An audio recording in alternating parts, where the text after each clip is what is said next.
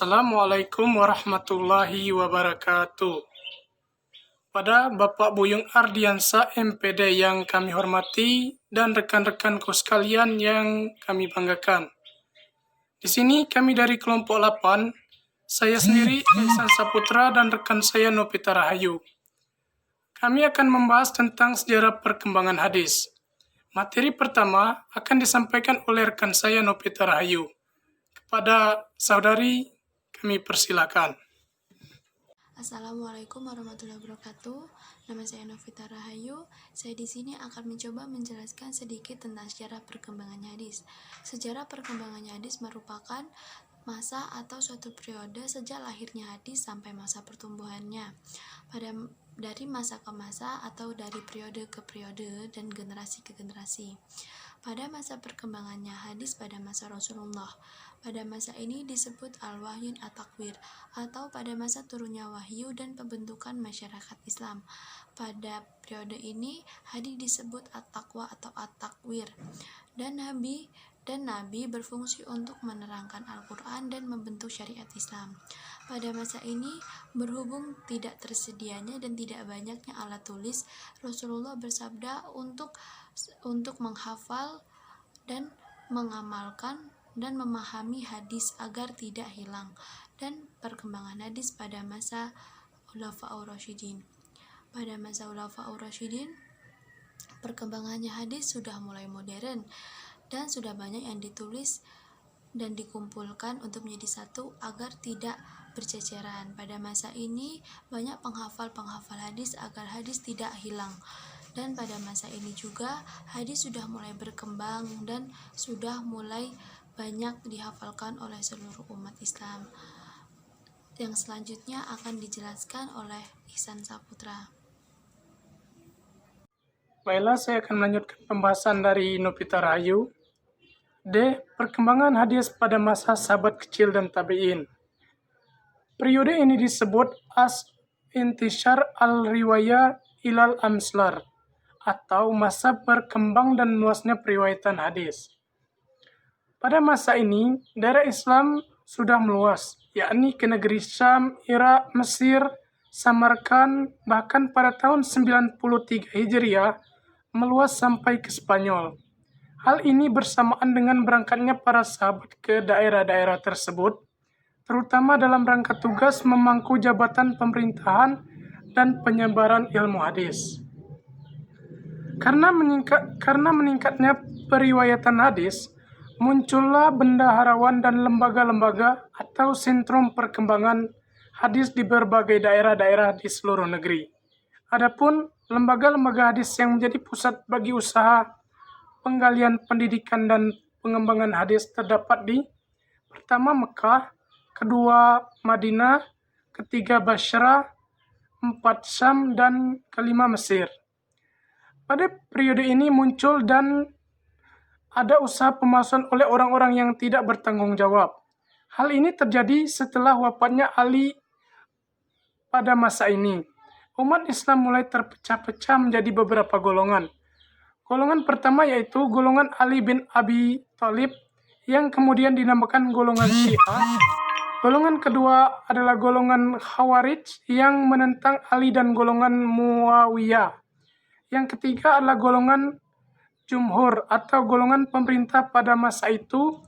Terpecahnya umat Islam tersebut memacu orang-orang yang tidak bertanggung jawab untuk mendatangkan keterangan-keterangan yang berasal dari Rasulullah Sallallahu Alaihi Wasallam. Selanjutnya, perkembangan hadis pada abad 2 dan 3 Hijriah.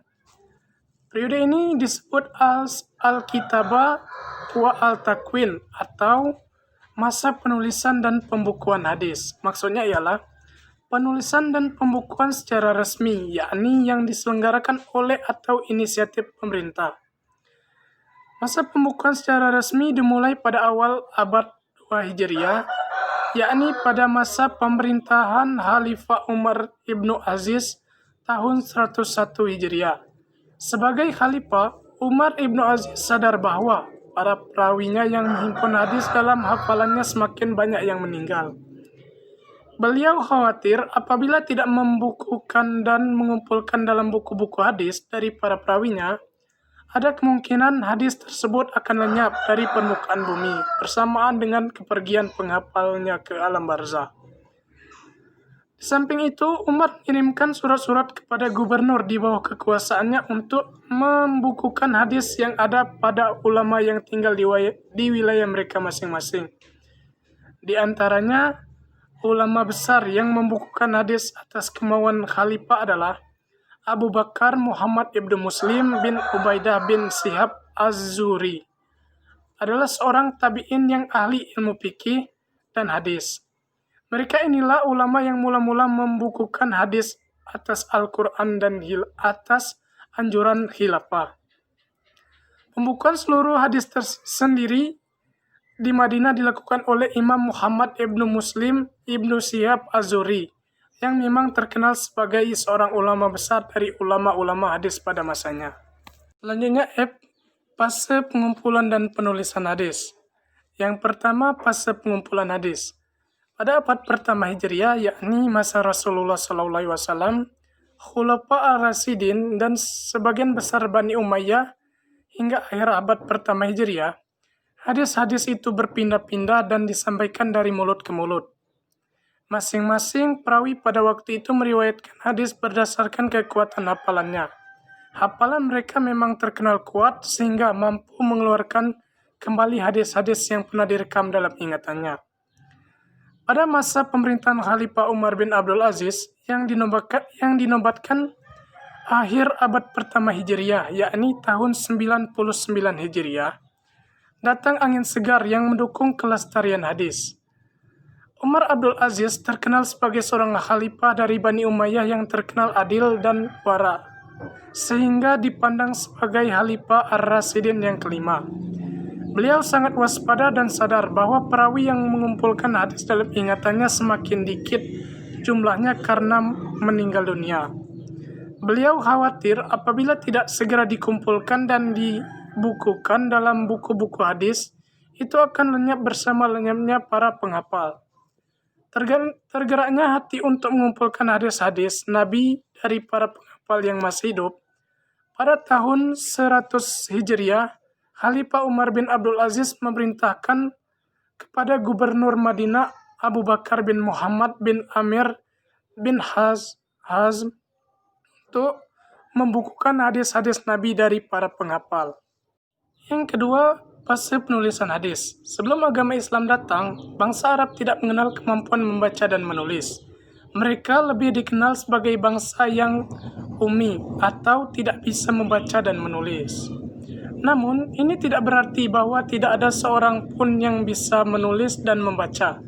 Keadaan ini hanyalah sebagai ciri dari kebanyakan mereka. Banyak yang menunjukkan bahwa para penulis lebih banyak terdapat di Mekah daripada di Madinah.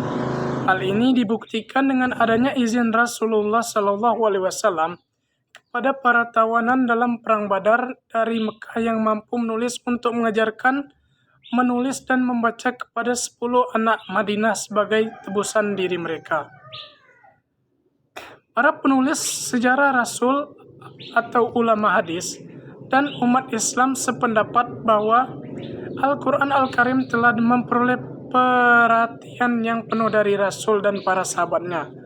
Rasul mengharapkan para sahabat untuk menghafal Al-Quran dan menuliskan di tempat-tempat tertentu, seperti keping-keping tulang, pelepah kurma, batu, dan sebagainya.